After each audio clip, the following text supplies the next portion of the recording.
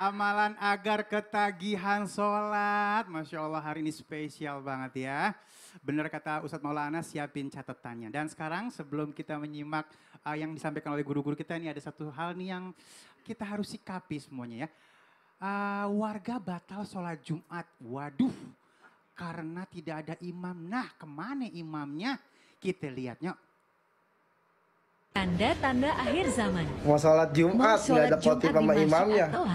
Kagak ada imam sama khotibnya, jadinya pada pulang lagi. Lalu ganti pakaian ngapa lu? Kekurangan ustadz.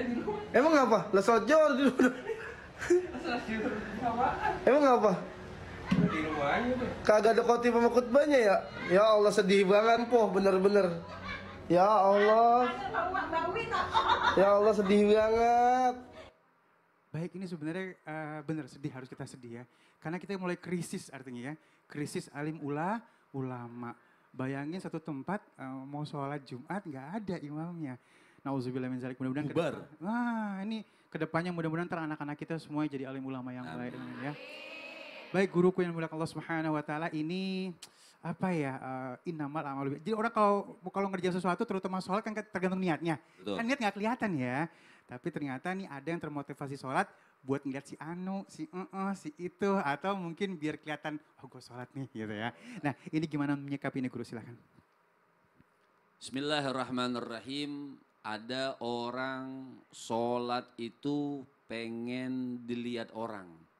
Sayyidina Imam Ali bin Abi Thalib mengatakan ciri-ciri orang ria, kalau sendirian dia males, kalau rame dia giat. Jadi kalau mertua mau lewat pas Allahu Akbar ngeliat dulu tuh. Belum lewat ya Allah. Belum takbir nih. Belum, lihat lagi. Boleh Allahu Akbar. Kayak pesawat tindak landas. Allahu Akbar. Ya. Nah, orang yang ria ini dikategorikan oleh Allah Subhanahu wa taala termasuk orang yang munafik. Dan kita tahu orang yang munafik fi asfali minan nar. Artinya menjadi bahan bakarnya api neraka Allah Subhanahu wa taala. Nah, di dalam surah digambarkan, dituliskan oleh Allah Subhanahu wa taala di dalam surah An-Nisa ayat ke-142. Apa kata Allah Subhanahu wa taala? Innal munafiqina yukhadi'una Allah wa huwa khadi'uhum. Wa idza qamu ila salati qamu kusala yura'unan nasa wa la yadhkurunallaha illa qalilan. Allah Subhanahu wa taala mengatakan innal munafiqin, sesungguhnya orang-orang yang munafik, orang-orang yang punya sifat munafik. Yukhadi'unallah, mereka itu pengen menipu Allah Subhanahu wa taala. Maka dibalas oleh Allah wa huwa khadi'uhum, maka Allah yang akan menipu mereka. Nah, disifatkan oleh Allah siapa mereka yang termasuk munafik ini? Wa idza qamu ila salati qamu kusala. Ketika mereka mau sholat, sholatnya malas-malas. Itu yang malas, mereka sholat. Tapi kalau malas-malas itu termasuk munafik. Bayangkan kalau orang yang tidak mau sholat. Yang sholat, makanya dikatakan siapa orang yang meninggalkan sholat secara amdan, secara sengaja, bisa malah di atas munafik terkategori kafir. Sudah keluar daripada ajaran Islam. Kalau memang betul-betul tidak mau sholat. Malas saja. Wa idza qamu ila shalah, ketika mereka bangun untuk melakukan ibadah sholat, qamu kusala. Mereka malas, itu terkategori orang yang munafik. Apalagi orang-orang yang meninggalkan sholat. Sudah dia malas sholat, tapi ketika sholat yura'unan nas. Ya. Mereka itu kalau sholat teriak, pengen dilihat orang. Pengen dikatakan dia soleh.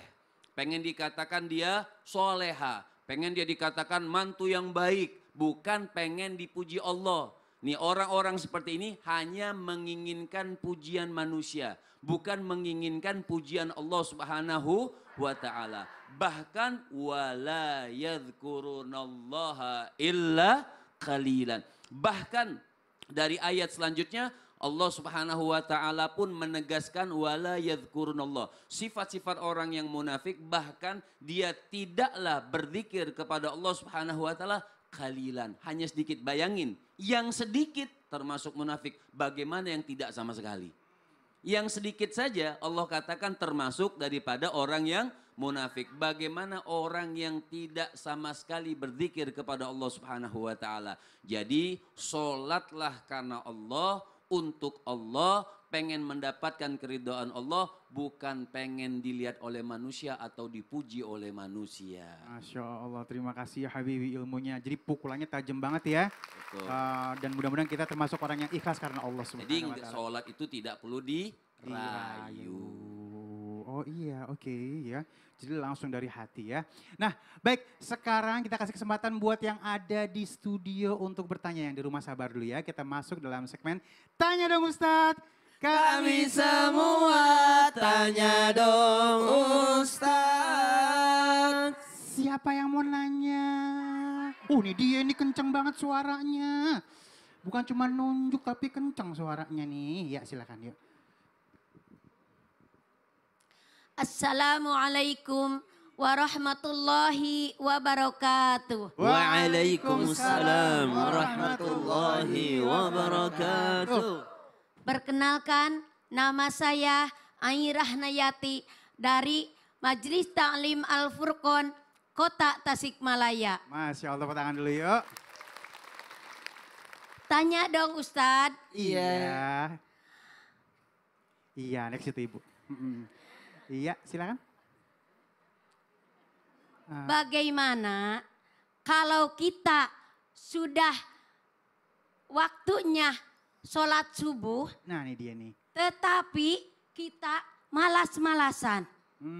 Nah, pertanyaannya Ustadz, bagaimana cara melawan supaya kita cepat-cepat bisa mengerjakan sholat? Oke. Sekian Ustadz, terima kasih. Wassalamualaikum warahmatullahi wabarakatuh. Waalaikumsalam warahmatullahi wabarakatuh. Yang nanya namanya Aira. Aira.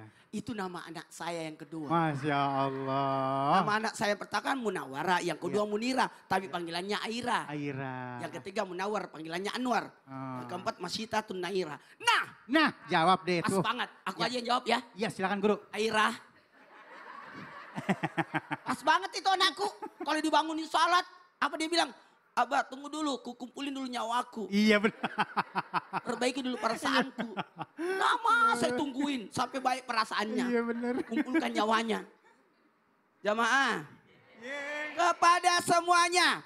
Bagaimana supaya kita bisa melawan rasa malas untuk sholat? Lakukan 5 hal. Nah. Yang pertama. Iya. Udah lihat? Udah. Ya. Yang pertama niat dulu. Perbaiki niatnya. Aku mau sholat. Pokoknya kalau sudah ada niatnya bagus, tulus, aman, lancar. Ini niat sholatnya kenapa? Karena ada mertua tadi yang sudah dijelaskan oleh Habib. Namanya mertua mau terus tinggal di rumah. Mau dilihat terus. Yang kedua. Yakni usahakan ada yang namanya merasa butuh dengan sholat. Masya Allah. Keutamaan sholat begitu banyak. Kemuliaannya sholat. Menggugurkan dosa. Itu yang semua. Pelajari, baca. Semua yang menyebabkan kemuliaan sholat. Menghindarkan daripada perbuatan keji dan mungkar. Mendapatkan kemuliaan pahala. Lebih baik daripada dunia seluruh isinya. Itu salat sunat subuh. Apalagi salat subuhnya. Kemudian yang ketiga. Cari teman. Cari teman. Jamaah. Cari teman. Biasanya dimotivasi oleh teman. Makanya paling bagus sholat berjamaah. Kenapa? Termotivasi. Kalau sholat berjamaah. Allahu Akbar. Allahu Akbar. Sholat berjamaah. Sholat sendiri.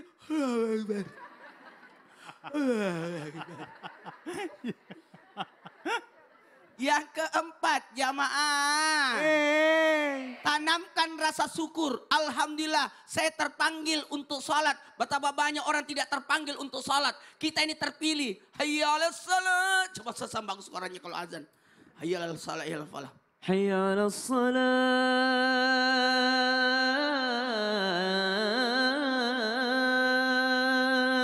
Mari kita sholat. Iya, ayo. حي على الفلاح.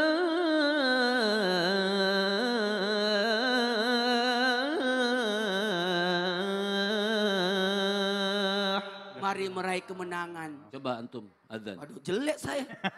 Iya lo salah. Nggak bagus. Mari meraih kemenangan. Masya Allah. Jadi niatnya, kemuliaannya, pertemanan, rasa syukur. Satu lagi. Apa tujuan sholat? Nah itu dia. Kenapa kita hidup? Untuk ibadah. Untuk ibadah. Masya Allah. Kenapa kita hidup? Iya. Untuk ibadah. Ya Allah. Tepuk tangan dulu yuk. Baik, benar banget, kita diciptakan oleh Allah adalah untuk ibadah.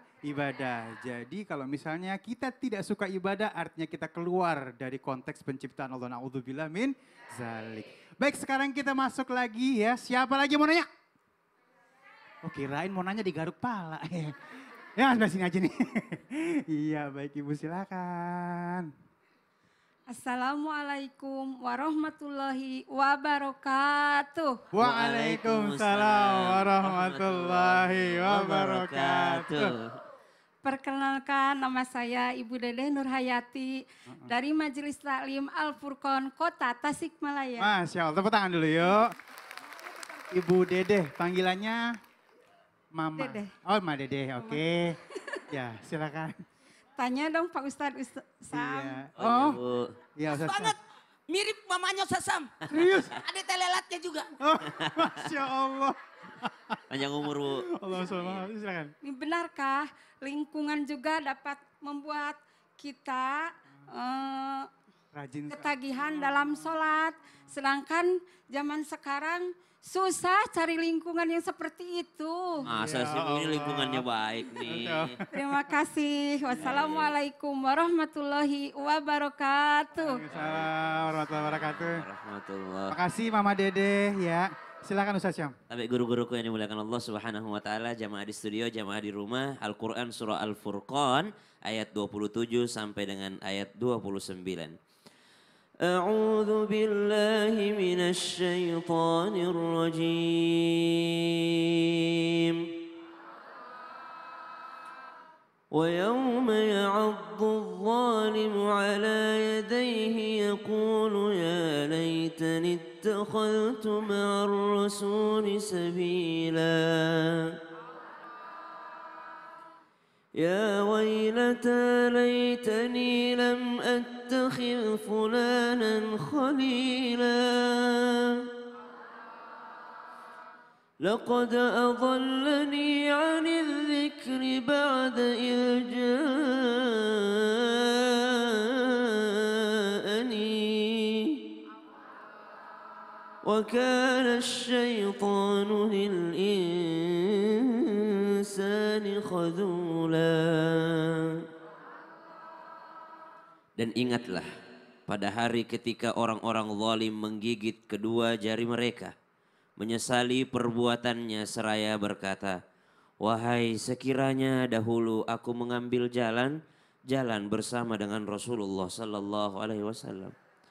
Akan tetapi duhai celakanya aku, sekiranya dahulu aku tidak menjadikan dia si fulan menjadi temanku.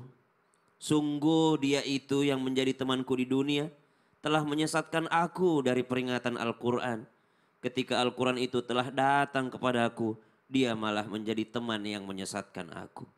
Dan setan memang pengkhianat bagi manusia. Di dunia dia seperti teman, namun di akhirat dia akan berkhianat kepada manusia. Shadaqallahul azim, Allahumma arhamna bil Quran. Benarkah teman itu juga akan mempengaruhi kualitas sholat seseorang? Fudail bin Iyad mengatakan, setiap kami lagi ada rasa malas, maka kami pasti datang mengunjungi orang-orang soleh di antara kami. Kalau kami ada rasa-rasa malas nih, kami datang sowan ke kiai kalau bahasa kita sekarang mah. Kita datang ketemu sama Pak Kiai, kita datang ketemu sama orang-orang soleh. Kenapa? Memandang wajahnya saja akan mengkilapkan hati yang telah kotor. Memandang wajah orang yang soleh saja itu sudah bisa mengkilapkan hati. Apalagi menjadikan teman yang soleh. Menjadikan lingkungan kita adalah teman yang soleh. Semakin banyak teman yang soleh, semakin sering kita memandang orang soleh, semakin mengkilapkan hati. Dan hati ini yang menentukan nikmat tidaknya sholat seseorang. Khusyuk tidaknya sholat seseorang itu tergantung daripada hatinya. Ada yang memakai pakaian yang bagus, belum tentu hatinya khusyuk.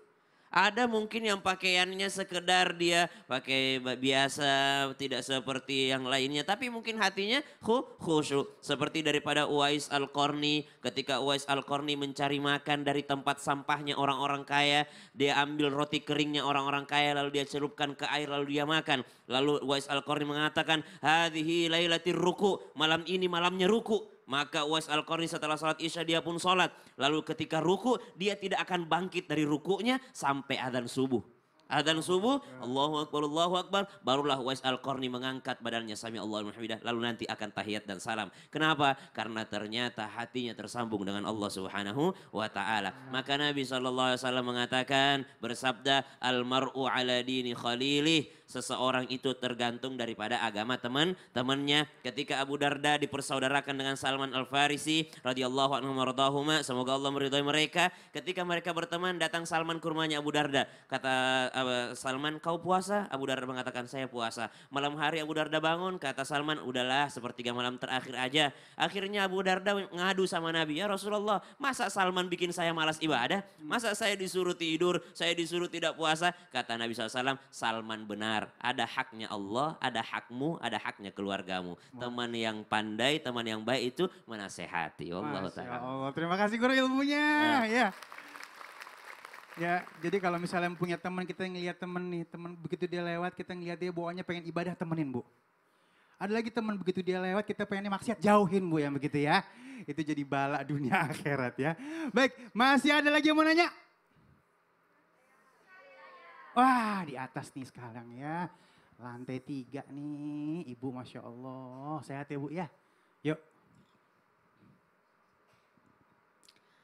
Assalamualaikum warahmatullahi wabarakatuh. Waalaikumsalam warahmatullahi wabarakatuh. Kenalkan, nama saya Ibu Suryani dari Majelis Taklim Al-Furqon Kota Tasikmalaya. Ya boleh tepuk tangan yuk. Tanya dong Ustadz. Iya. Habib. Siap, langsung. Benarkah agar kita ketagihan sholat itu dimulai dari memperbaiki niat dan amalannya dan gerakannya? Sekian, terima kasih. Assalamualaikum warahmatullahi wabarakatuh. Waalaikumsalam warahmatullahi wabarakatuh. Baik, silakan ya Habibi.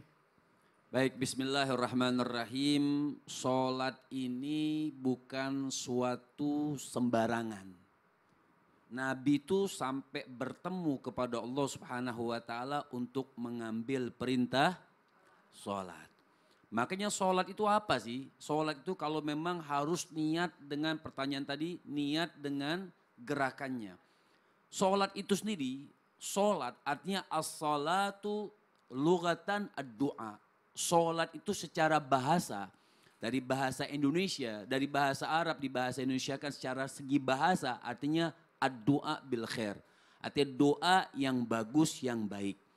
Tapi secara syar'an, nah seperti Ibu tanyakan tadi, secara syar'an apa itu sholat? Agwalun wa af'alun muftatahatun bitakbir wa mukhtatamatun bitaslim ghaliban. Artinya sholat itu artinya suatu perbuatan, suatu perkataan yang diawali sholat tersebut dengan takbir dan diakhiri dengan salam. Maka kalau lihat konteks rukun daripada rukun sholat namanya niat. Niat bukan cuma kita mengatakan usolli fardhu subhi rak'ataini mustaqbilal kiblati adaan lillahi ta'ala. Itu hanya lafaz. Ataupun dalam hati niat juga ketika takbiratul ihram. Tapi istisyar. Apa itu istisyar? Istisyar artinya merasakan betul ketika kita sholat, masuk sholat itu merasakan betul keagungan Allah Subhanahu wa taala. Lihat sahabat, riwayat daripada sejarah sahabat-sahabat. Mereka ketika sholat dengan niat yang bagus betul-betul pengen mendapatkan keridhaan Allah Subhanahu wa taala, waktu sholat burung saja hinggap di kepala mereka. Kenapa ini burung bisa hinggap di kepala mereka? Karena mereka menyangka ini batu. Dengan sangat khusyuknya, tidak ada gerak sama sekali ketika sujudnya, ketika rukuknya. Seperti guru-guru kita sampai ketika subuh, azan subuh mereka baru terbangun. Dan mereka mencontoh siapa? Mencontoh baginda, orang yang paling khusyuk, paling hebat, paling istisyar. Sholatnya adalah baginda Nabi besar Muhammad Sallallahu Alaihi Wasallam. Jadi mereka burung-burung ini nyangka ini batu, padahal manusia yang lagi sholat. Kenapa? Dengan sangat khusyuknya sholat. Begitupun gerakan-gerakan sholat. Dapat dari mana? Niat sholat sama gerakan sholat nggak dapat di mall, Ibu. Ya pemirsa, dapatnya di majelis taklim. Jadi sebelum sholat, pelajari ilmu sholat dengan syurut, rukun dan syarat-syarat sah atau tidaknya sholat tersebut. Baru dia bisa bagus niatnya, bagus daripada gerakannya. Dikit nih Bib, ada yang Allah nggak jadi lagi, Allah nggak jadi lagi. Lu kagak yakin banget lo hidup lo, kata gitu kan. Iya. Ada yang itu kalau itu emang dia lagi berusaha untuk dalam. Sama kayak Ustaz Maulana nih, nikah lagi atau enggak nih? Beda lagi. Terima kasih ya Habib ilmunya, Masya Allah. Langsung geter hati kita tadi ya mendengar yang disampaikan guru kita ya, Masya Allah ya. Nah baik, yang ditunggu-tunggu Bang Ali, datang. Bang Ali, ini yang ditunggu-tunggu itu besok. Yang benar. Iya, karena besok kan tanggal 15. Iya. Nih, akan ada ulang tahun Transmedia.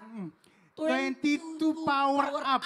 Iya. Ya, Power Up ya. Yang akan dimeriahkan oleh Raisa, Rizky Febian, Judika, Tiara Andini, ada Wali, dan masih banyak lagi. Serta penampilan spesial dari Super Junior LSS. Catat tanggalnya, besok hari Jumat tanggal 15 Desember live di Amphitheater Trans Studio Cibubur. Nah, buruin dapetin tiketnya ya dengan harga Rp295.000. Wah, bisa ke sana langsung? Bisa ya, langsung aja dapetin di www.transentertainment.com. Jangan sampai kehabisan ya. Alhamdulillah. Lillah. Besok.